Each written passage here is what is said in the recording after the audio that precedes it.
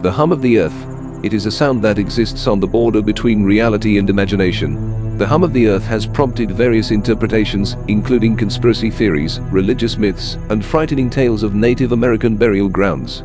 This sound has been heard in different places and at different times on Earth, including in megacities and remote villages.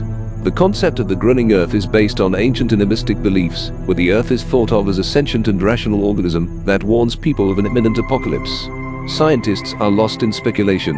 It is currently impossible to accurately determine the source of the sound. There are scientific hypotheses. The Earth's crust is made up of blocks that rub against each other, and this is where the noise or hum arises. Strange sounds may be related to an upcoming shift in the Earth's magnetic poles. During the onset of the hum, a compass begins to rotate in all directions. Meanwhile, the planet continues to groan more and more frequently.